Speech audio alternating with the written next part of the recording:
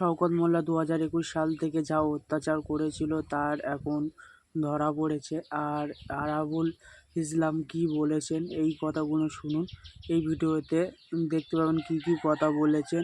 আর 2021 সাল থেকে মানে 2100 মতন বাড়ি ভাঙা হয়েছে আর সেই মাটিও চুরি করা হয়েছে। তার জন্যে শওকত মোল্লার ছেলের যে অরণ্যের কুলেটা ছিল সেটাও ভাঙাচুর হয়েছে। আজকে দেখলাম শওকত মোল্লা পুলিশ ব্যারিকেড করে ওকে নিয়ে জীবনতলা টল্লাটটা ঘুরেছে। একটা ব্যাপার হচ্ছে, পুলিশ কাকে কি বলছে কি করছে, সরকার যার যার বিরুদ্ধে অ্যাকশন নেওয়ার সরকার নিচ্ছে। শওকত মোল্লা নিজের এরিয়ায় ঘুরেছে, জাহাঙ্গীরেরও নিজের এরিয়ায় ঘুরিয়েছে, তার কান ধরে উঠবোস, তার খালি পায়ে ঘোরানো, এইসবগুলো করেছে।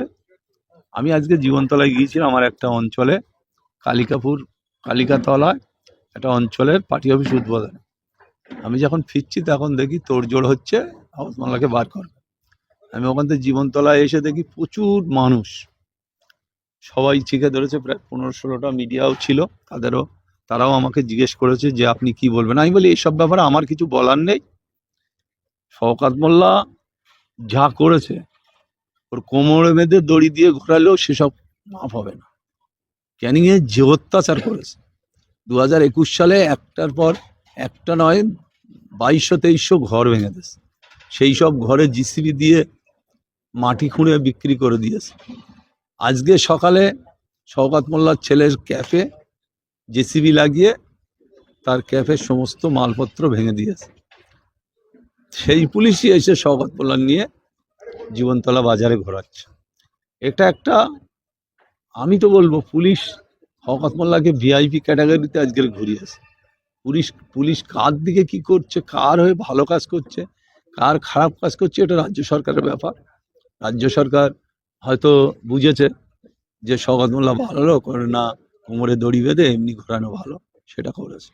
একটা ব্যাপার হচ্ছে, আমাদের চোখের মধ্যে এটা আমরা বুঝি যে শওকত মোল্লা যে অন্যায় করেছে, দড়ি বেঁধে কেন, ওরে কোমরে টানতে টানতে নিয়ে যাওয়া উচিত ছিল পুলিশের।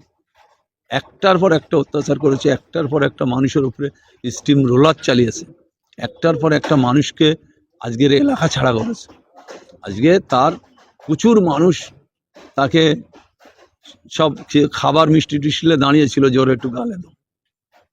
প্রচুর মানুষ ছিল, প্রচুর মানুষের হাতে দেখলাম। শওকত মোল্লা একটা সময় করেছে, সেও সেই কেসের আসামি আছে, সেও আবার দেখবেন বিজয়গঞ্জ থানায় এসে ঘুরছে। এটা পরপর চলতে থাকবে, অনেক কেস আছে। যেমন 23-এ পঞ্চায়েত নির্বাচনে গুলি করে একটা ছেলে মারা গেল, সেই কেসে আমি 2 নম্বর আসামি, শওকত মোল্লা 1 নম্বর আসামি। সে কেসেও আসবে। তারপরে রাজ্জাক খুন, এই যে রাজ্জাক খান খুনে, সেটাও শওকত মোল্লার ইন্ধন হয়েছে, এটা গোটা ভাঙড়ের মানুষ জানে। আমরা বলেছি প্রশাসনকে যে এইসব কেসগুলোতে ট্র্যাক করা হোক। প্রচুর আরো, শুধু আজকের একটা মহিলা রেপ করেছে, মহিলাটা বলেছে বলে সেই কেসে 4 দিনের পিছিয়ে এনেছে। এরম বহু মহিলার রেপ করেছে শওকত মোল্লা, একটা দুটো নয়, বহু মহিলা। একটা মহিলার তার সাহস ছিল, সে বলেছে। তা আমি মনে করি জোর বিচার কড়াভাবে হওয়া উচিত। আজকে যেটা করেছে পুলিশ, জামাই আদর করেছে, তাকে সুন্দরভাবে নিয়ে ঘুরিয়েছে। মানে আমি তো মনে করি যে এই ঘোরানোটা পুলিশ একজনের পক্ষে একরকম আর একজনের পক্ষে একরকম। জাহাঙ্গীর তো মার্ডার করেনি, কিন্তু এ মার্ডারার মহিলাদের উপর অত্যাচার, জুলুম, একাধিক মহিলাদের সাথে সহবাস করেছে, একাধিক মহিলার সাথে শারীরিক ওর সম্পর্ক ছিল। তাই আমি মনে করি যে এই ঘোরানোটা কোনো কারণই নেই, এটা লোক দেখানো। তাই আমি মনে করি প্রশাসনের কাছে আমার আবেদন যে ও যে অন্যায় করেছে প্রতিটা কেসে ওকে সাজা দেওয়া উচিত। শুভেন্দু অধিকারী বলেছেন যে গ্রেপ্তার হওয়ার 4 দিন আগে বিজেপিতে যাওয়ার জন্য আহ্বান করছিল, কি বলবেন? না, সেটা শুভেন্দু বলেছে, আমাকে 4 বার বলেছে, 4 বার SMS করেছে যে আমাকে মাফ করে দেওয়া যায় না। শুভেন্দু বলেছে আমি তো মাফ করার মালিক নয়, যারা মাফ করার তারা করবে, এটা উনি মাননীয় মুখ্যমন্ত্রী বলেছেন। তাই আমিও মনে করি জুনি এলাকায় আরো 2-10 দিন ওনাকে ঘোরানোর দরকার আছে। এলাকার মানুষ দেখুক, এলাকার মানুষ জানুক জুনি কি করেছে ক্যানিং।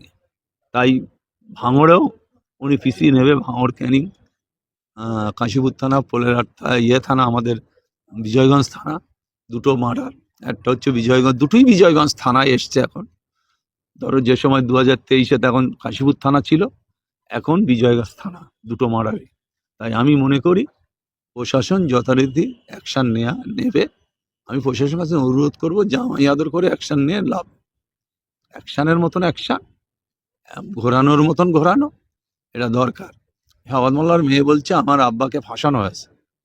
আমি বলছি শওকত মোল্লার মেয়ের জেনে রাখা উচিত যে ওর আব্বা কি করেছে, ওর মা কি করেছে, ওর নিজের নামে কত কোটি টাকা আছে, ওর ভাইয়ের নামে কত কোটি টাকা।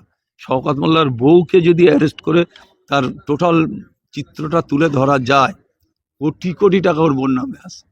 আজকে বড় সাধু সেজে আমার বাবা দোষ করেনি, আমার বাবা অন্যায় করেনি, তুমি কি জানো?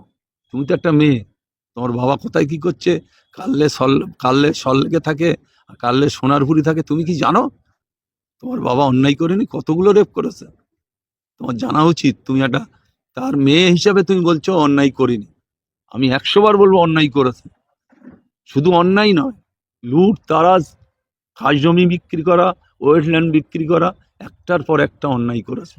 তাই আমি মনে করি ওর বিরুদ্ধে আরো কড়া ব্যবস্থা হতে হবে।